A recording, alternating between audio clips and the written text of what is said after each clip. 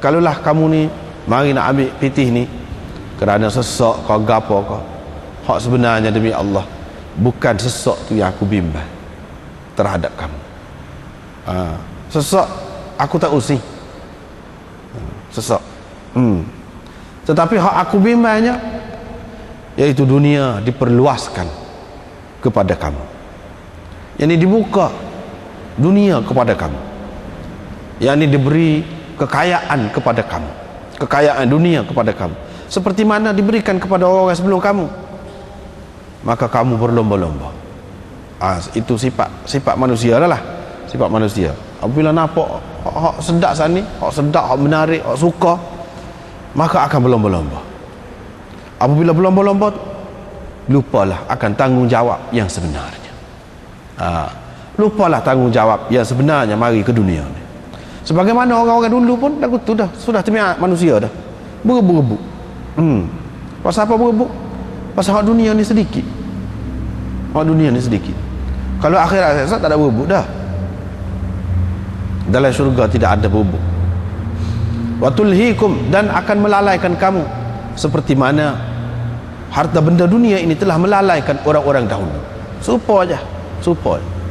Cuma bentuk saja lain. Hakikatnya serupa aja, iaitu tipu daya dunia ataupun godaan dunia. Serupa bila-bila masa, zaman dulu sampai ke kiamat, serupa aja. Hak tu aku tidak bimbang, demi Allah tak bimbang. Hak sesak tu tak bimbang. Ini menunjukkan, hadis ini menunjukkan bahawa fitnah kekayaan lebih besar lagi, ujian kekayaan itu lebih sukar lagi untuk dihadapi oleh manusia berbanding ujian dalam bentuk kesusahan. Sebab itulah dalam Quran pun Allah SWT ada sebut, wa nabluukum bisyarri wal khairi fitnah. Kami akan menguji kamu dengan yang tak baik, yang tak sedap, dengan keburukan dan al khair. Al khair itu makna kekayaan, kemewahan, kesenangan. Kami akan uji kamu. Oleh kerana kekayaan itu lebih kuat ancamannya, fitnahnya itu.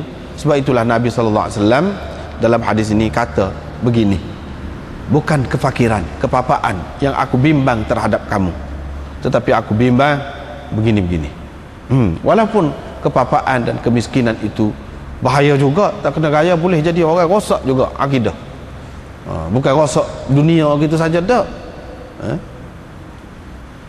bahkan boleh rosak akidah. Boleh rosak akidah.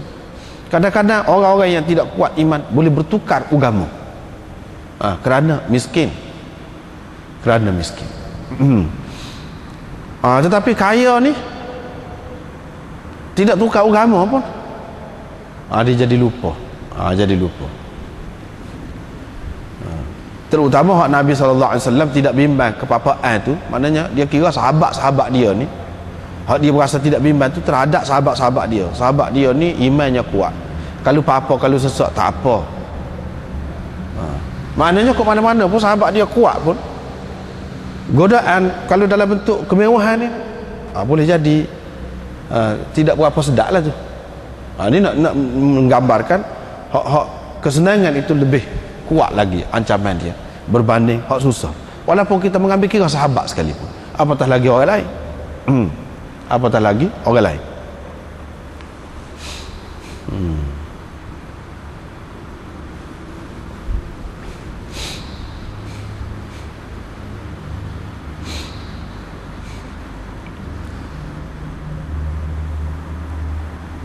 Seterusnya riwayat daripada Uqbah bin Amir bahawa Rasulullah SAW pada suatu hari keluar, lalu baginda bersembahyang untuk ahli Uhud seperti sembahyang mayat. Ini lama ni, kemudian berapa tahun dah ni cerita ni, mati ahli Uhud sembahyang. Ini khusus dengan sahabat ni lah, khusus. Thumma sarafa ilal mimbar, kemudian pergi kepada mimbar dia.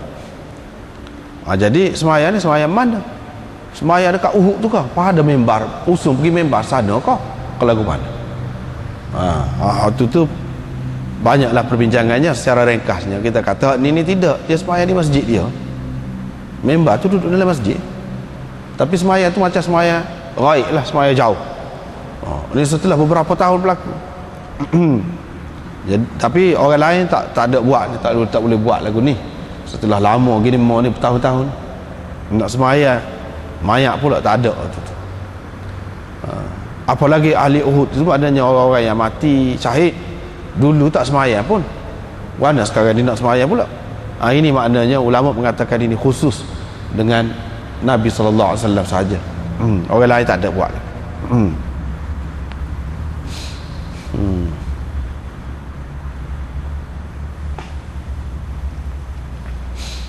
Nabi SAW kata, inni faratul lakum, aku akan mendahului kamu.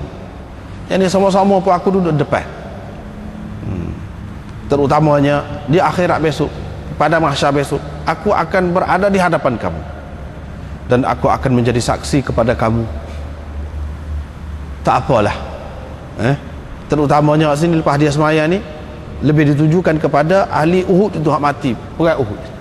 Aku akan mendahului kamu, walaupun kamu mati dah, aku tak mati lagi, tapi besok aku berada di hadapan kamu dan aku akan menjadi saksi kepada kamu. Itu kalau kita mengambil kira kaitan semaya.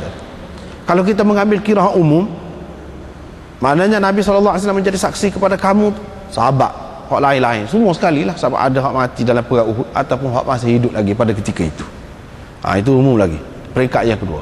Yang ketiganya, aku akan mendahului kamu, tu maksudnya umat dia sekalian umat sampai ke akhir zaman, dan akan menjadi saksi kepada kamu, yakni kepada kamu ni umat dia lah, bukan khusus dengan sahabat sahaja, tapi sampai ke akhir zaman.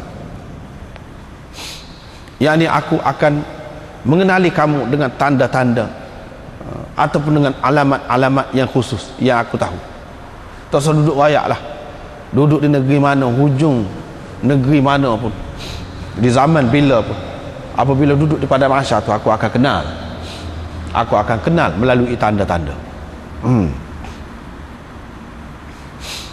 Sesungguhnya aku demi Allah sudah nampak haud itu aku sekarang ini, nampak dah, kata dia, kolam dia tu, kolam Kautsar itu sudah nampak dah sekarang, nampak dah, walaupun tak mati lagi.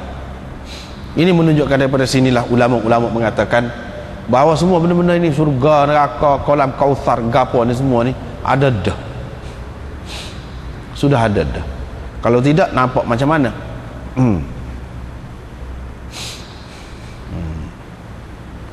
Dan sesungguhnya aku telah diberikan anak-anak kunci gedung bumi. Jadi hak ditunjukkan kepada Nabi SAW, terutamanya Nabi SAW apabila dia cerita, dia nampak benda-benda hak pelik-pelik tu. Dalam hadis yang sama tu, hak dia cerita merupakan sesuatu yang tepat akan berlaku. Kalau hak berkait dengan dunia ni macam ni, aku diberikan anak-anak kunci gedung dunia. Apa makna? Sudah ada isyarat. Sebab itu sahabat ni dia dengan penuh keyakinan kalau dia pergi perang, Nabi sudah kata dah, aku diberikan anak kunci dunia, gedung dunia. Anak kunci dunia, gedung dunia ni maknanya aku diberikan kekuasaan, kemampuan untuk menguasai dunia.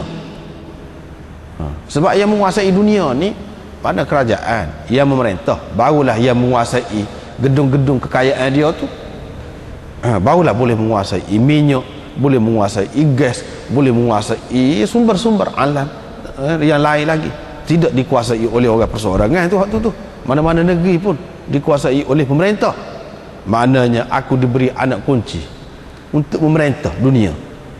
Seseolahnya ini gambaran kepada sahabat, Islam ni akan benar, akan naik dan akan menguasai negeri-negeri lain yang mana sebelum pada ni hasil bumi dia tu, kekayaan-kekayaan dia tu diperolehi oleh orang lain, dan selepas tu akan diperolehi oleh orang-orang Islam.